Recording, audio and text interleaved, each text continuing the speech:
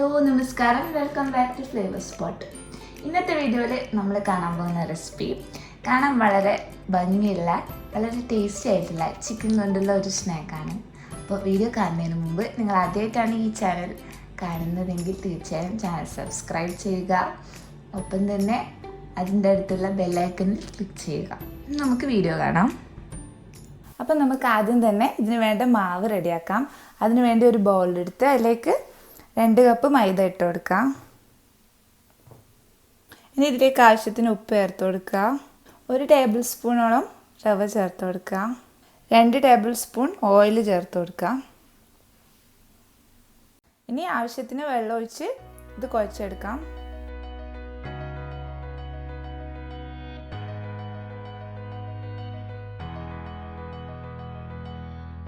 ഇപ്പോൾ ഇത് കുഴച്ച് റെഡി ആയിട്ടുണ്ട്. അപ്പോൾ ചപ്പാത്തിയുടെ മാവിൻ്റെയൊക്കെ പരുവത്തിൽ നമ്മൾ നല്ലോണം കുഴച്ചെടുത്തിട്ടുണ്ട്. ഇനി ഇത് നമുക്ക് ഒരു 10-15 മിനിറ്റോളം, മിനിമം 10 മിനിറ്റെങ്കിലും വെക്കുക. ഇത് മാറ്റി വെക്കാം. അപ്പോൾ ആ സമയത്ത് ഞാൻ ഇതിനെ ഒരു നനഞ്ഞ തുണി കൊണ്ടൊന്ന് മൂടി വെച്ചിട്ടുണ്ട്. ഇനി നമുക്ക് മസാലയൊക്കെ റെഡിയാക്കാം. ഇനി മസാല ഉണ്ടാക്കാൻ വേണ്ടിയിട്ട് ഒരു പാന് വെക്കുക. അതിലേക്ക് ഒരു 2 ടേബിൾ സ്പൂണോളം ഓയിൽ ഒഴിച്ചു കൊടുക്കുക. ഇനി ഇതിലേക്ക് ഒരു വലിയ ഉള്ളി ചെറുതായിട്ട് അരിഞ്ഞത് ചേർത്ത് കൊടുക്കാം. ഇനി ഇത് നല്ലോണം വഴറ്റിയെടുക്കുക. അപ്പോൾ ഇത് കളർ മാറി ട്രാൻസ്പെറൻ്റ് ആയി വരുമ്പോൾ നമുക്ക് ഇതിലേക്ക് 1 ടീസ്പൂൺ ഇഞ്ചി വെളുത്തുള്ളി പേസ്റ്റ് ഇട്ട് കൊടുക്കാം. നല്ലോണം മിക്സ് ചെയ്യാം. ഇനി 2 പച്ചമുളക് ചെറുതായിരുന്നു ചേർത്ത് കൊടുക്കാം. ഇനി ഇതിലേക്ക് വേണ്ട മസാലകൾ ചേർത്ത് കൊടുക്കാം. നമുക്ക് 1/2 ടീസ്പൂൺ മുളക് പൊടി, നല്ല എരിവുള്ള മുളക് പൊടിയാണ് ഞാൻ കുറച്ച് ചേർക്കുന്നത്. അത് ഓരോരുത്തർ ടേസ്റ്റ് പോലെ ചെയ്താൽ മതി. ഒരു 1/4 ടീസ്പൂൺ കുരുമുളക് പൊടി, 1/4 ടീസ്പൂൺ ഗരം മസാല, 1/4 ടീസ്പൂൺ മഞ്ഞൾപ്പൊടി. ഇനി ഇതെല്ലാം കൂടി മിക്സ് ചെയ്യാം. മസാലൻ്റെ പച്ചമണം മാറുന്ന വരെ നന്നായിട്ട് ഇളക്കി കൊടുക്കുക. മസാലയുടെ പച്ചമണം മാറി വന്നിട്ടുണ്ട്. ഇനി ഇതിലേക്ക് നമുക്ക് കുരുമുളകും മഞ്ഞൾപ്പൊടിയും ഉപ്പിട്ട് വേവിച്ച ചിക്കൻ നുള്ളിയെടുത്തത് ചേർത്ത് കൊടുക്കുക. ഇതൊരു 200 ഗ്രാമോളം ചിക്കൻ ഉണ്ട്. ഇനി ഇതെല്ലാം കൂടി നല്ലോണം മിക്സ് ചെയ്യാം. ഇത് നല്ലോണം മിക്സായി വന്നതിന് ശേഷം 1 ടേബിൾ സ്പൂൺ മല്ലിയില ചെറുതായി അരിഞ്ഞത് ചേർത്ത് കൊടുക്കുക. മിക്സ് ചെയ്യാം. ഇനി ഇതിലേക്ക് നമ്മൾ വേവിച്ച് ഉടച്ചെടുത്ത 2 വലിയ ഉരുളക്കിഴങ്ങ് ചേർത്ത് കൊടുക്കാം. അത്യാവശ്യം വലിപ്പമുള്ള 2 ഉരുളക്കിഴങ്ങാണ് ഞാൻ എടുത്തത്. ഇനി ഇത് നല്ലോണം മിക്സ് ചെയ്ത് കൊടുക്കുക.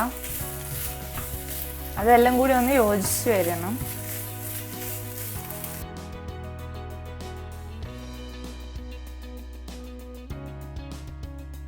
ഇപ്പം ഇത് നല്ലോണം മിക്സായി വന്നിട്ടുണ്ട്.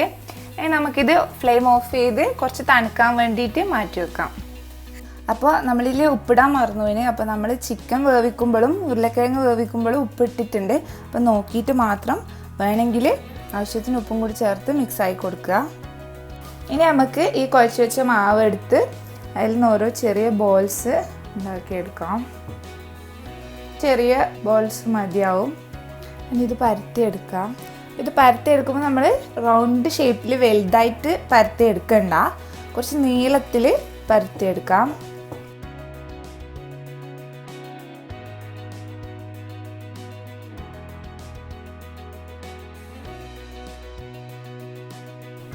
അപ്പം ഇങ്ങനെ നീളത്തിൽ പരത്തിയെടുത്ത ശേഷം ഇതിൻ്റെ 3 കീറ് കൊടുക്കാം.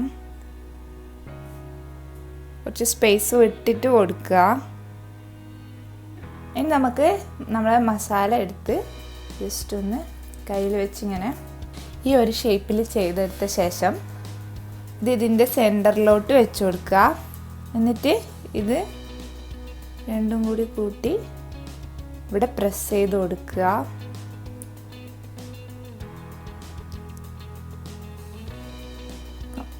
ഇത് പ്രസ് ചെയ്ത് കൊടുത്തിട്ടുണ്ട്. ഇത് കവർ ചെയ്യാൻ പ്രത്യേകം ശ്രദ്ധിക്കണം. ഇത് പ്രസ് ചെയ്തിട്ടുണ്ട്. ഈ ഹോളൊന്ന് ഓപ്പൺ ആയി കൊടുക്കുക. ഇനി ഈ 2 സൈഡ്സും ഒന്ന് ട്വിസ്റ്റ് ചെയ്ത് കൊടുക്കുക. ഇതാ ഈ ഒരു ഷേപ്പിൽ നിങ്ങൾക്കെല്ലാം ചെയ്തെടുക്കാം.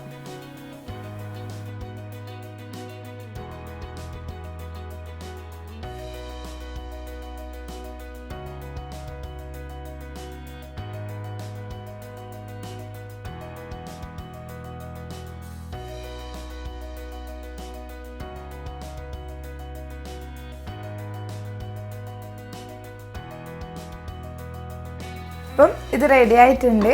അങ്ങനെ നമുക്ക് ഇതെല്ലാം ഫ്രൈ ചെയ്തെടുക്കാം. ഞാനിപ്പോൾ ഇതൊരു മീഡിയം വലുപ്പത്തിലാണ് എല്ലാം ചെയ്തെടുത്തിട്ടുള്ളത്. അത് ഓരോരുത്തർ അവരെ ഇഷ്ടം പോലെ ചെയ്താൽ മതി.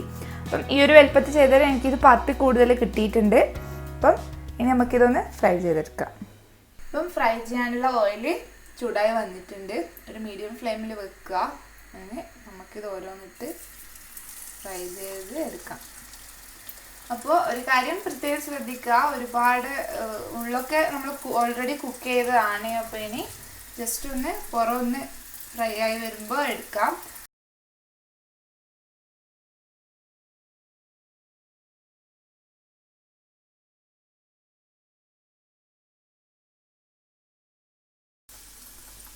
ഒരു ലൈറ്റ് ഗോൾഡൻ കളറായി മാറുമ്പോൾ നമുക്കിത് കോരി മാറ്റാം. അപ്പോൾ നമ്മുടെ സ്നാക്ക് ഇതാ റെഡി ആയിട്ടുണ്ട്. ഷേപ്പ് കാണുമ്പോൾ നമ്മൾ കുറച്ച് ബുദ്ധിമുട്ടായിരിക്കും വിചാരിക്കും, പക്ഷെ പെട്ടെന്ന് ചെയ്തെടുക്കാൻ പറ്റും. അപ്പോൾ ഇതെല്ലാവരും ട്രൈ ചെയ്ത് നോക്കണം. എന്നിട്ട് ഫീഡ്ബാക്ക്സ് അറിയിക്കുക. വീഡിയോ ലൈക്ക് ചെയ്യുക, ഷെയർ ചെയ്യുക, സബ്സ്ക്രൈബ് ചെയ്യുക. Thank you for watching.